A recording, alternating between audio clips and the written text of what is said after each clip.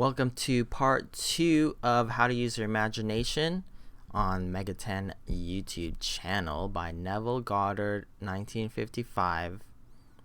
Here we go. Well, I appeal to you to try it.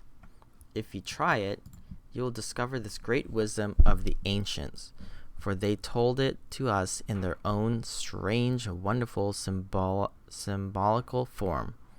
But unfortunately, you and I misinterpreted their stories and took it for history when they intended it as instruction to simply achieve our every objective. You see, imagination puts us inwardly in touch with the world of states. These states are existent. They are present now. But they are mere possibilities while we think of them. But they become overpoweringly real when we think from them and dwell in them. You know, there is a wide difference between thinking of what you want in this world and thinking from what you want. Let me tell you, when I first heard of the strange and wonderful power of the imagination, it was in 1933, in New York City. An old friend of mine taught it to me. He turned to the 14th of John, and this is what he read. In my Father's house there are many mansions. If it were not so, I would have told you. I go to prepare a place for you. And if I go and prepare a place for you, I will come again and receive you unto myself, that where I am, there you may be also. He explained to me that this central character of the Gospels was human imagination. That mansion was not a place in some heavenly house, but simply my desire. If I would make a living representation of the state desired, then enter that state and abide in that state, I would realize it. At the time, I wanted to make a trip to the island of Barbados in the West Indies, but I had no money. He explained to me that if I would, that night, as I slept in New York City, assume that I was sleeping in my earthly father's house in Barbados and go sound to sleep in that state, then I would realize my trip. Well, I took him at his word and tried it. For 1 month, night after night, as I fell asleep, I assumed I was sleeping in my father's home in Barbados.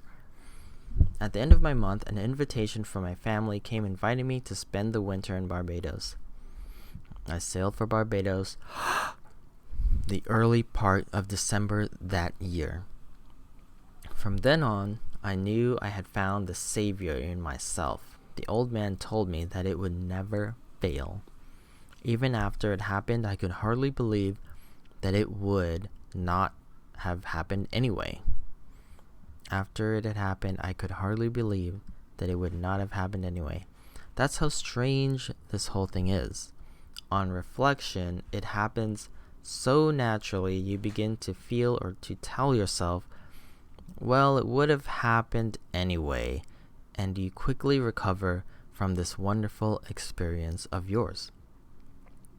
It never failed me if I would give the mood, the imagined mood, sensory vividness.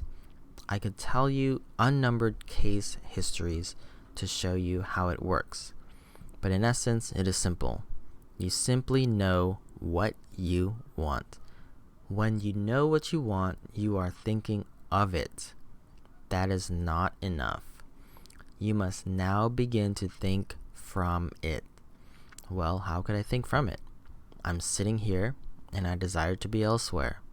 How could I, while sitting here physically, put myself in imagination at a point in space removed from this room and make that real to me? Quite easily. My imagination puts me in touch inwardly with that state. I imagine that I am actually where I desire to be. How can I tell that I am there? There's one way to prove that I am there. For what a man sees when he describes his world it is. Let's try that again.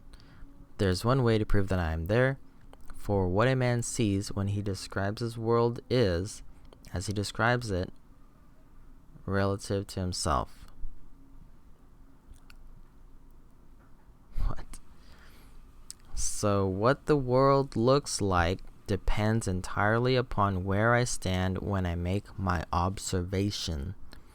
So, if as I describe my world it is related to that point in space I imagine that I am occupying, then I must be there.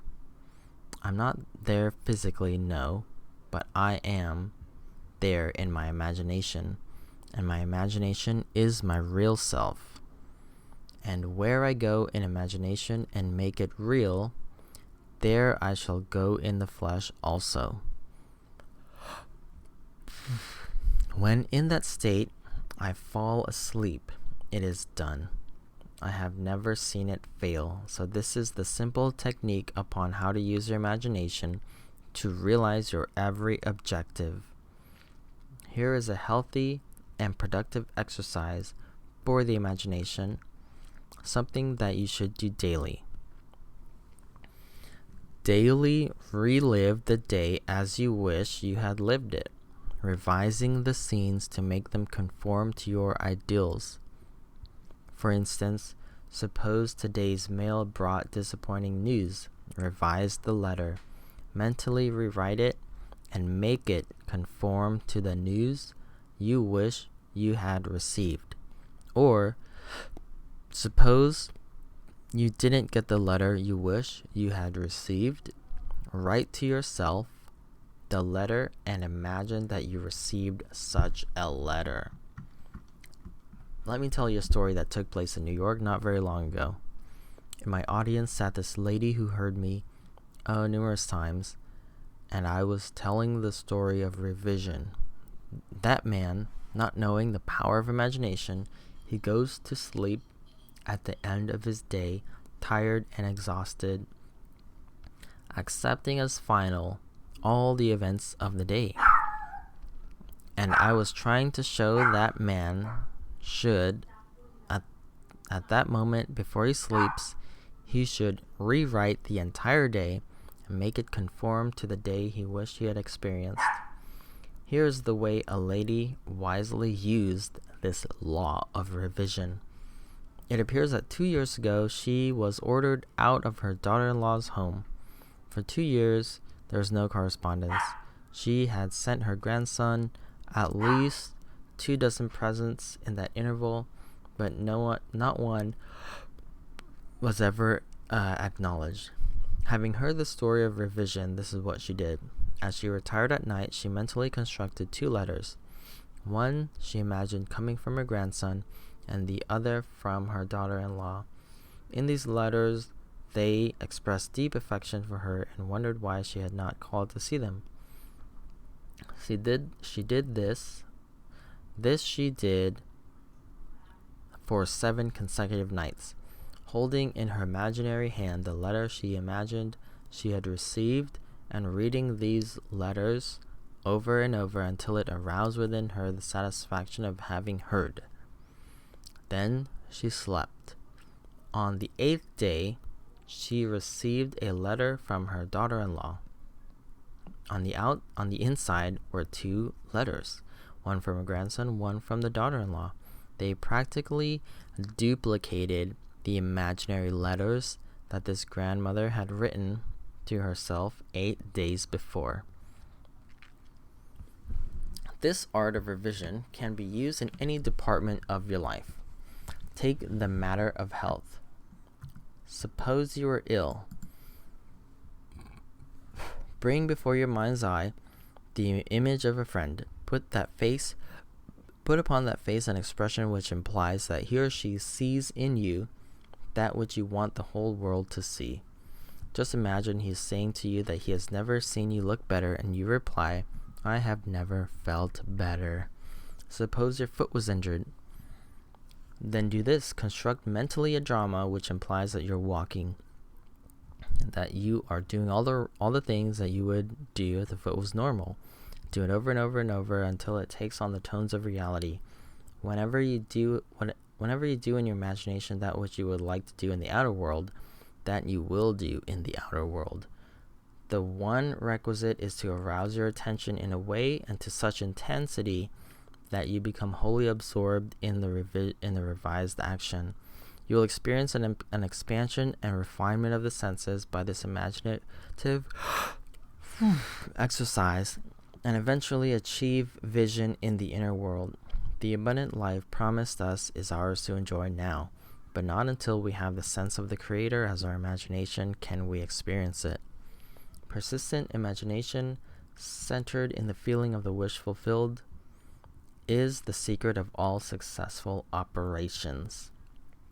This alone is the means of fulfilling the intention. Every stage of man's progress is made by the conscious, voluntary exercise of the imagination. Then you will understand why all poets have stressed the importance of controlled, vivid imagination. That's it for part 2 of 2, how to use your imagination. Tune in for the next video.